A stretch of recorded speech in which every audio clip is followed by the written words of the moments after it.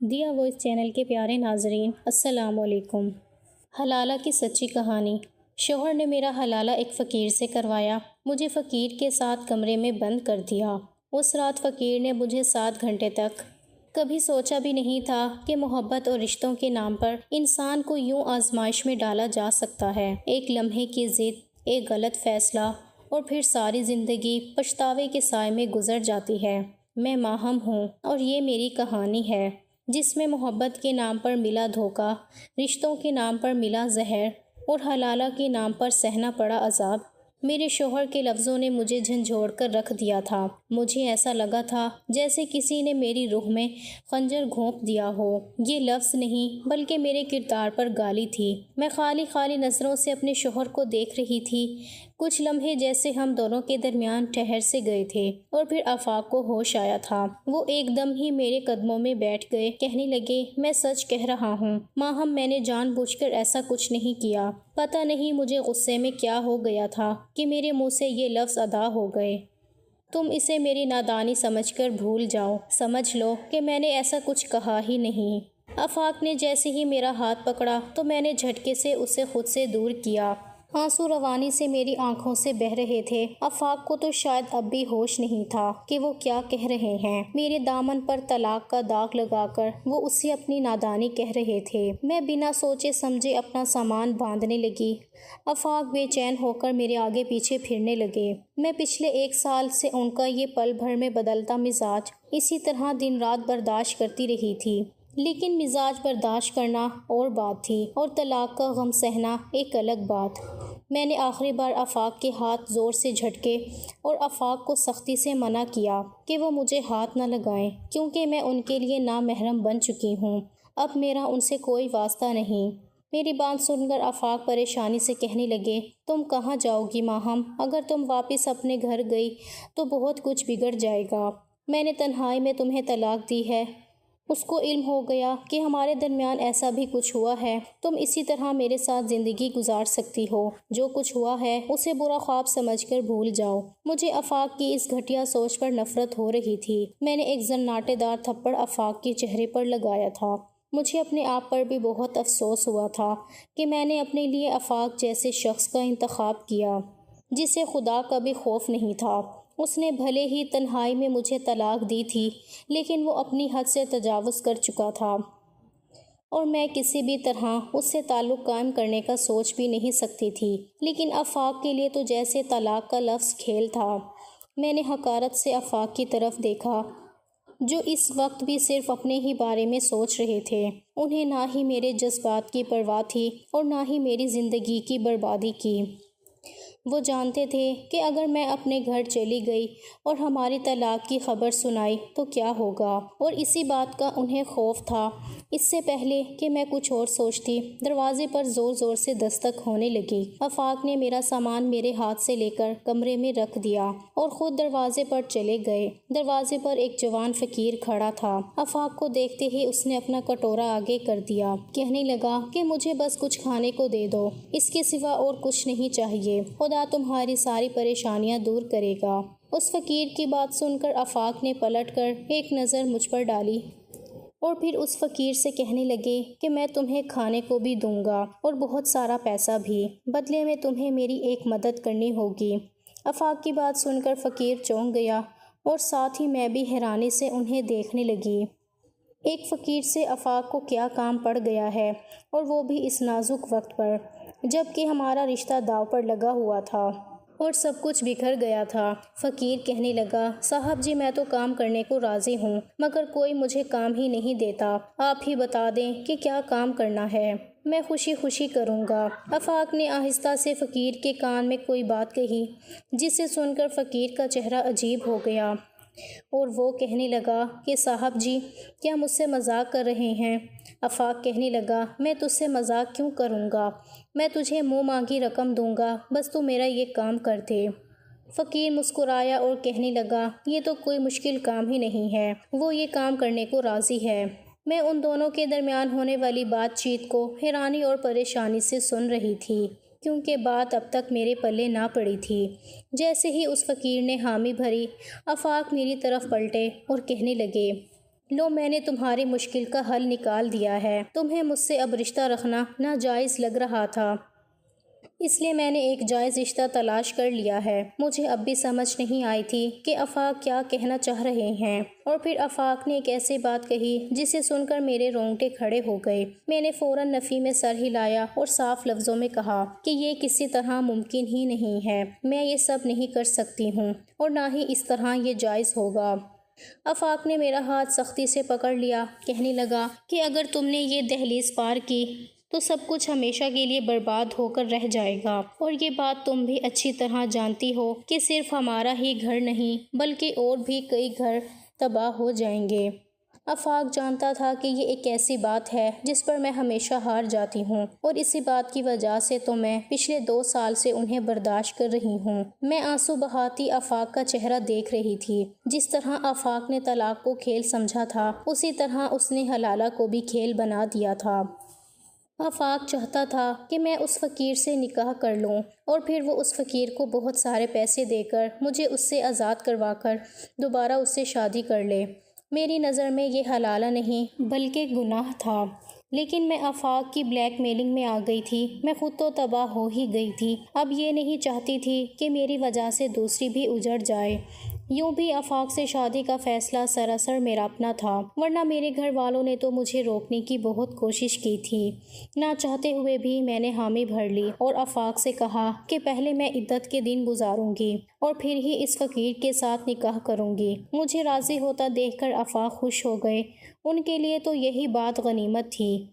ہماری طلاق کی خبر اس 4 دیواری میں ہی رہنے والی تھی، اور میں انہیں دوبارہ طلاق کے بعد واپس مل جاتی۔ اس فقیر کے ساتھ ساری بات چیت کر کے آفاق نے اسے کچھ نوٹ پکڑائے اور یہ کہہ کر بھیج دیا کہ جب میری عدت مکمل ہو جائے گی تو وہ آ کر مجھ سے نکاح کر سکتا ہے۔ فقیر واپس چلا گیا تھا اور میں وہیں صحن کے بیچوں بیچ بیٹھ گئی تھی۔ میں نے جذبات میں آ کر آفاق سے شادی کا جو فیصلہ لیا تھا، آج اس پر مجھے پوری طرح پچھتاوا تھا، لیکن میرے پاس افسوس کے علاوہ اور کوئی راستہ نہیں تھا کہ میں ساری زندگی آفاق جیسے انسان کو برداشت کروں۔ آفاق میرے پاس ہی بیٹھ گیا اور کہنے لگا، ماں ہم زیادہ سوچنے کی ضرورت نہیں ہے، ہم انسان ہیں اور ہم سے خطا ہو جاتی ہے، تو اس کا یہ مطلب تو نہیں کہ تم مجھے اتنی بڑی سزا دو گی کہ ہمیشہ کے لیے چھوڑ کر چلی جاؤ۔ آفاق جیسے جیسے اپنے خیالات بیان کر رہا تھا، مجھے اس سے گھن محسوس ہو رہی تھی۔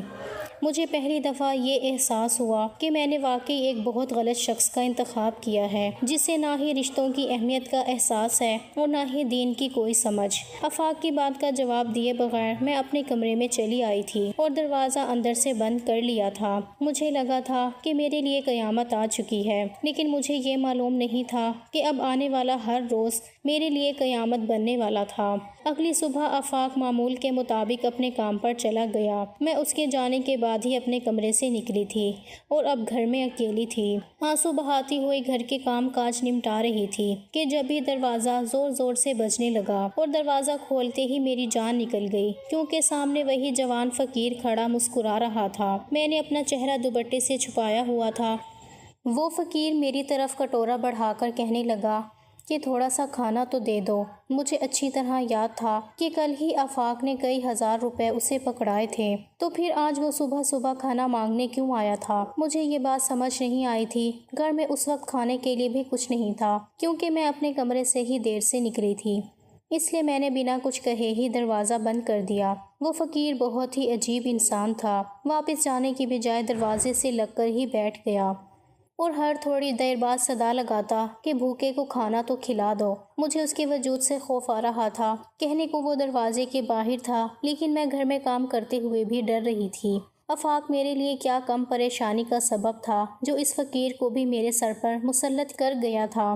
جیسا کھانا تیار ہوا، میں نے سوچا کہ تھوڑا بہت اس فقیر کو دے کر اس سے جان چھڑا لیتی ہوں۔ یہی سوچ کر میں نے اسے دروازہ کھول کر تھوڑا سا کھانا دے دیا، اور واقعی ہی اس کے بعد فقیر نے نہ کوئی صدا لگائی تھی، نہ ہی وہ میرے دروازے کے باہر بیٹھا رہا تھا۔ لیکن رات کے وقت وہ پھر آ گیا تھا، اور پتہ نہیں اس کی آفاق کے ساتھ کیا بات ہوئی تھی کہ آفاق نے اسے سونے کے لیے ہمارے ہی گھر میں جگہ دے دی تھی، اور پھر ہر روز ایسا ہی ہونے لگا۔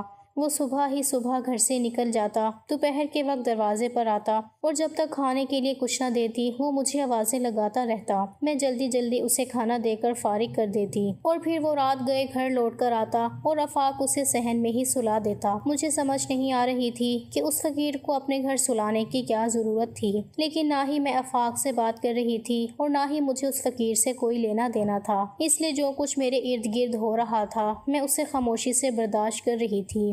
میری عدت کے چند مہینے بہت تیزی سے گزر گئے تھے، نہ ہی مجھے میرے مائکے جانے دیا تھا اور نہ ہی طلاق کی خبر کسی کو ہونے دی تھی۔ اور پھر عدت کے بعد آفاق نے مجھے اپنے سامنے بٹھا لیا اور کہنے لگے کہ آج رات ہی میں تمہارا اس فقیر سے نکاح کروا دوں گا اور کل ہی تم اس سے طلاق لے لینا۔ آفاق کی بات سن کر میں نے کہا کہ میں اس فقیر کے ساتھ ایک پل بھی نہیں گزار سکتی، میں تمہارے کہنے پر اس سے نکاح کر رہی ہوں، لیکن اس کے ساتھ کوئی تعلق قائم کرنا میرے لیے ممکن نہیں ہے۔ میں نہیں جانتی کہ کس طرح کا حلالہ ہے، یہ جائز ہے یا نہیں، لیکن وہ سب نہیں کر سکتی جو تم چاہتے ہو۔ آفاق مسکرا کر کہنے لگا، میری جان تم فکر نہ کرو، جیسا تم چاہو گی ویسا ہی ہوگا۔ میرے لیے تو اتنا ہی بہت ہے کہ تم نے اتنے مہینے اس راز کو اپنے سینے میں ہی دفن رکھا ہے اور ہمارے رشتے کو نئی زندگی دینے کے بارے میں سوچا ہے۔ اور جیسے ہی میری عدت مکمل ہوئی تو آفاق نے اس رات اس فقیر کو گھر بلا کر اس کے ساتھ میرا نکاح پڑھا دیا۔ وہ فقیر میرے سامنے بیٹھا تھا، آج وہ تھوڑا تیار ہو کر آیا تھا اور اس کا حلیہ روزانہ کی طرح میلا نہیں تھا۔ نکاح کے فوراً بعد ہی آفاق نے کھانا لگا دیا۔ کھانا اس نے باہر سے منگوایا تھا اور اس فقیر سے کہنے لگا کہ تم روز کھانا مانگتے ہو، آج ہمارے ساتھ بیٹھ کر کھانا کھاؤ۔ مجھے بالکل بھی بھوک نہیں تھی، لیکن آفاق کے مجبور کرنے پر میں نے ان دونوں کے ساتھ خاموشی سے کھانا کھا لیا۔ کھانے کے بعد آفاق نے خود ہی جلدی جلدی سارا دسترخوان سمیٹ دیا اور اس سے پہلے کہ ہمارے درمیان طلاق کی کوئی بات ہوتی آفاق کا فون بجنے لگا اور وہ کمرے سے نکل گیا۔ لیکن اس وقت مجھ پر قیامت ٹوٹ پڑی جب جاتے جاتے آفاق نے کمرے کا دروازہ باہر سے بند کر دیا۔ مجھے سمجھ نہیں آیا تھا کہ آفاق نے ایسا کیوں کیا ہے۔ میں ایک دم پریشان ہو گئی تھی۔ میں نے آفاق کو آواز لگائی تو باہر مکمل خاموشی تھی۔ آفاق نے پلٹ کر کوئی جواب نہ دیا تھا، ایسا لگ رہا تھا جیسے وہ گھر میں موجود ہی نہ ہو۔ آفاق کی غیر موجودگی سے میری جان نکل گئی تھی۔ مجھے سارا کمرہ گھومتا ہوا محسوس ہوا تھا اور میں ایک دم ہی چکرا کر گر پڑی تھی۔ مجھے کچھ ہوش نہیں رہا تھا اور جب مجھے ہوش آیا تو میری دنیا لٹ چکی تھی، کیونکہ میرے ساتھ بہت برا دھوکا ہوا تھا۔ میرا نام ماہم ہے اور میرا ایک بڑا بھائی ہے۔ میرے بڑے بھائی کو اپنی ہی کلاس فیلو سے محبت ہو گئی۔ اس لڑکی کا نام مریم تھا اور آصف بھائی نے فیصلہ کیا تھا کہ وہ اس سے ہی شادی کریں گے۔ میرے ماں باپ اس شادی پر راضی نہیں تھے کیونکہ ان کی نظر میں مریم اور اس کے گھر والے اچھے لوگ نہیں تھے، لیکن محبت پر کس کا زور چلتا ہے۔ بھائی اماں ابا کے اکلوتے بیٹے تھے اور ان کی خوشی کو دیکھتے ہوئے ابو نے سارے اعتراضات کو بلا کر مریم کو اپنی بہو بنا لیا۔ مریم واقعی ہی اچھی بہو ثابت ہوئی تھی اور اس نے میرے ماں باپ کی سوچ کو غلط ثابت کر دیا تھا۔ مریم کی وجہ سے ہی آفاق کا ہمارے گھر بہت زیادہ آنا جانا ہو گیا تھا، کیونکہ آفاق مریم کا چھوٹا بھائی تھا۔ میرے ماں باپ آفاق کو آنے سے نہیں روک سکتے تھے، لیکن انہوں نے مجھ پر پابندی لگا دی تھی کہ میں آفاق کے سامنے نہ جایا کروں۔ میرے ماں باپ کو دل سے اب تک وہ لوگ پسند نہیں تھے۔ بھائی کی شادی کو 4 مہینے ہی گزرے تھے کہ بھابھی امید سے ہو گئی تھیں۔ ان کی طبیعت کچھ ناساز تھی، اس لیے اماں انہیں ڈاکٹر کے پاس لے کر گئی ہوئی تھیں اور اتفاقاً اسی وقت آفاق ہمارے گھر چلا آیا۔ مجبوراً مجھے دروازہ کھولنا پڑا۔ میں آفاق کو کس طرح واپس جانے کا کہتی، وہ بھابھی کا بھائی تھا۔ یہی سوچ کر میں نے اسے ڈرائنگ روم میں بٹھا دیا کہ کچھ ہی دیر میں بھابھی لوٹ آئیں۔ آفاق نے ڈرائنگ روم میں بیٹھتے ہی مجھ سے پانی طلب کر لیا اور میں پانی کا گلاس لے کر آفاق کے پاس پہنچی تو وہ خود ہی مجھ سے باتیں کرنے لگے۔ میری سمجھ نہیں آ رہا تھا کہ میں کس طرح اسے نظر انداز کر کے ڈرائنگ روم سے باہر نکلوں، اس لیے مجبوراً اس کے سامنے بیٹھ گئی۔ آفاق کی باتیں بہت ہی خوبصورت تھی، اس کا ہر انداز بہت ہی دلکش تھا۔ مجھے پتہ ہی نہیں چلا کہ کب میں اس کی باتوں کی سحر میں کھو سی گئی اور یہ بات میرے ذہن سے ہی نکل گئی کہ میرے ابا کو یہ بات پسند نہیں آئے گی۔ اماں اور بھابھی جب لوٹ کر آئیں تو مجھے آفاق کے ساتھ بیٹھا دیکھ کر امی کے چہرے کا رنگ بدل گیا۔ اور اماں نے آفاق کے جانے کے بعد مجھے اپنے کمرے میں بلا کر سختی سے سمجھایا کہ میں آج کے بعد آفاق کے سامنے نہ جاؤں، اور مجھے سمجھ نہیں آیا تھا کہ اماں اور ابا کو آخر آفاق اور بھابھی سے کیوں خدا واسطے کا بیر ہو گیا تھا۔ گزرے 4 مہینوں میں نے بھابھی میں کوئی برائی دیکھی نہیں تھی، اور نہ ہی آفاق کے اندر کوئی ایسی بات تھی جس سے مجھے وہ برا محسوس ہوتا۔ اور پھر 2 دن بعد ہی بھابھی نے مجھے آہستہ سے بتایا کہ آفاق مجھ سے شادی کرنا چاہتا ہے۔ یہ سن کر میرا چہرہ شرم سے لال ہو گیا۔ آج تک میری زندگی میں کوئی لڑکا نہیں آیا تھا، اور آفاق ہی وہ پہلا لڑکا تھا جس نے نہ صرف مجھے پسند کیا تھا بلکہ شادی کی خواہش کا اظہار بھی کیا تھا۔ میں نے بھابھی سے کہا کہ اماں ابا کبھی راضی نہیں ہوں گے۔ بھابھی کہنے لگی کہ تم منا کر تو دیکھو، میرے بھائی میں کوئی برائی نہیں ہے، وہ تم سے محبت کرتا ہے اور تمہیں خوش رکھے گا۔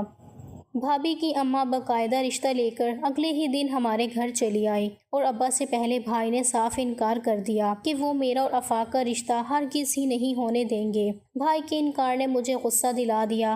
خود وہ محبت سے مریم کو دلہن بنا لائے تھے، لیکن میرا رشتہ آفاق سے کرتے وقت انہیں ان لوگوں میں خامیاں نظر آ رہی تھیں۔ مجھے آفاق سے بہت زیادہ محبت تو نہیں تھی، لیکن بھائی کی انداز نے مجھے غصہ دلایا تھا، اور اسی لیے میں نے کہہ دیا کہ اگر میں شادی کروں گی تو آفاق سے ہی کروں گی۔ بھابھی نے بھی میری حمایت کی تو بھائی نے ان پر بھی غصہ کیا، لیکن میں کسی صورت اپنی بات سے پیچھے نہ ہٹی۔ میری ضد کو دیکھتے ہوئے بھائی نے بھابھی سے کہا کہ ٹھیک ہے، میں تمہارے بھائی سے اپنی بہن کی شادی کروانے کو تیار ہوں، لیکن اگر کبھی تمہارے بھائی نے اسے کوئی دکھ پہنچایا تو سب سے پہلے میں تمہیں اس گھر سے نکال دوں گا۔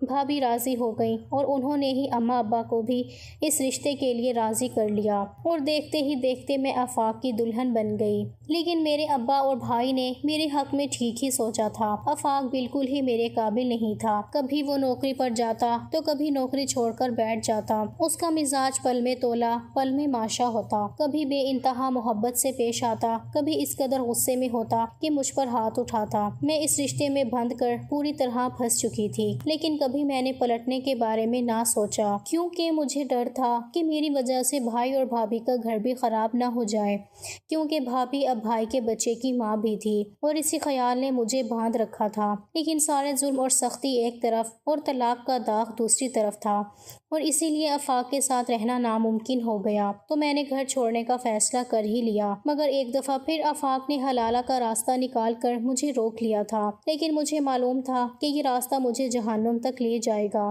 آفاق مجھے اور اس فقیر کو کمرے میں چھوڑ کر خود باہر سے دروازہ لگا کر نہ جانے کہاں گیا تھا، اور میں چکرا کر بے ہوش ہو گئی تھی، اور جب صبح مجھے ہوش آیا تو میری دنیا لٹ چکی تھی، کیونکہ اس فقیر کے دونوں ہاتھ بندھے ہوئے تھے، اور میرا بھائی آفاق کے ساتھ میرے سر پر کھڑا تھا۔ آفاق میرے بھائی کے ساتھ مظلومیت کا ناٹک کرتے ہوئے کہہ رہا تھا کہ آپ کی بہن کا اس فقیر کے ساتھ پہلے ہی دن سے چکر تھا، اور روزانہ یہ فقیر ہمارے دروازے پر چکر کاٹتا، اور اکثر تو آپ کی بہن رات کو اسے سونے کے لیے بھی گھر میں بلا لیا کرتی۔ میں نے کبھی اس ڈر سے یہ بات آپ لوگوں کو نہ کہی کہ میری بہن مریم کا گھر خراب نہ ہو جائے، لیکن آپ کی بہن اپنی حرکتوں سے باز نہ آئی، اور جب آپ کی بہن کا دل چند لمحوں کی ملاقاتوں سے نہ بھرا تو کل رات آپ کی بہن نے خود اسے رات گزارنے کے لیے بلا لیا۔ اس سے پہلے بھی پتہ نہیں آپ کی بہن کتنی دفعہ یہ حرکت کر چکی ہے، لیکن وہ ہمیشہ مجھے نیند کی دوا ملا کر کھانا کھلاتی تھی، اسی لیے مجھے پتہ نہ چل سکا۔ کل رات میں نے کھانا نہ کھایا اور سونے کا ڈرامہ کیا تو مجھ پر یہ سچ کھل گیا کہ آپ کی بہن تو میری جگہ اس فقیر کے ساتھ رات گزارنے لگی ہے۔ آفاق کی باتوں پر بھائی مجھے نفرت سے گھور رہے تھے، اور میں حیرانی سے اپنے شوہر کے اس بدلے ہوئے انداز کو دیکھ رہی تھی۔ اس نے بڑی ہی مکاری سے مجھ پر الزام تراشا تھا۔ اس فقیر کے دونوں ہاتھ میرے بھائی نے باندھے تھے، وہ بیچارہ تو خود بھی میرے ساتھ ساتھ نیند کی دوائی کھا کر بے ہوش ہو گیا تھا۔ آفاق نے ان دونوں کو ہی اپنے جال میں پھنسایا تھا۔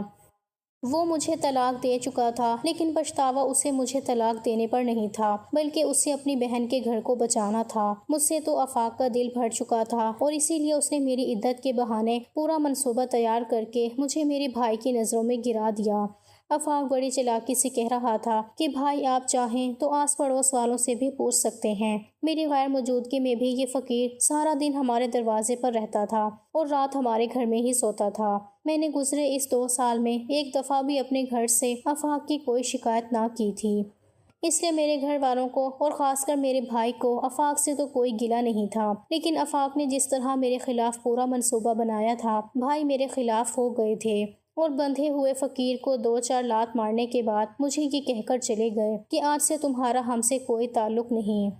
آفاق نے اپنا پورا دماغ چلا کر اپنی بہن کا گھر بچا لیا تھا اور مجھے ہمیشہ کے لیے میرے گھر والوں کی نظروں میں گرا دیا تھا۔ آفاق نے مجھے طلاق بھی اسی لیے دی تھی کیونکہ اس کا کسی اور کے ساتھ چکر چل رہا تھا، اور اسی بات کو لے کر میری جب ان سے بحث ہوئی تو انہوں نے مجھے طلاق دے دی تھی، اور جب میں گھر چھوڑ کر جانے لگی تو آفاق نے صاف کہہ دیا کہ مجھے کوئی غلط فہمی ہوئی ہے، ان کا کسی کے ساتھ کوئی چکر نہیں۔ میں بھی بے وقوف تھی جو ہر بار کی طرح اس بار بھی ان کی باتوں میں آ گئی تھی اور اپنے بھائی کا گھر بچانے کے لیے اپنی زندگی داؤ پر لگا بیٹھی، اور میرا وہی بھائی پورا سچ جانے بغیر مجھے دھتکار گیا تھا۔ لیکن مجھے اپنے بھائی سے کوئی گلہ نہیں تھا کیونکہ آفاق جیسے گھٹیا انسان سے شادی کرنے کا میرا اپنا فیصلہ تھا۔ بھائی کے جانے کے بعد آفاق نے فقیر کو کھول دیا اور کہنے لگا کہ دیکھو، میں نے تمہیں در در کی ٹھوکریں کھانے کے لیے نہیں چھوڑا، بلکہ تمہارا نکاح اس فقیر کے ساتھ کروا دیا ہے، اب تم اس کے ساتھ اس کی جھونپڑی میں جا کر زندگی گزارو۔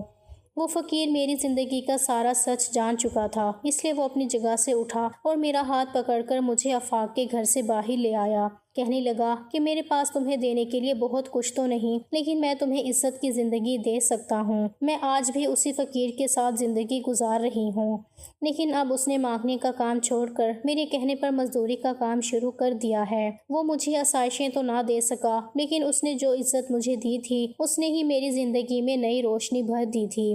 کبھی کبھی میں سوچتی ہوں کہ اگر میں اپنے ماں باپ کی بات مان لیتی اور آفاق کے سامنے نہ جاتی یا اپنے بھائی کے سمجھانے پر آفاق سے شادی کا فیصلہ نہ کرتی تو شاید آج میری زندگی ایسی نہ ہوتی۔ آپ لوگ ہی مجھے بتائیں کہ میں نے کہاں غلطی کی تھی جو مجھے اتنی بڑی سزا ملی، اور کیا میں نے ایک فقیر کے ساتھ زندگی گزارنے کا فیصلہ لے کر اپنے حق میں ٹھیک کیا؟ اپنی قیمتی رائے سے ہمیں ضرور آگاہ کیجیے گا۔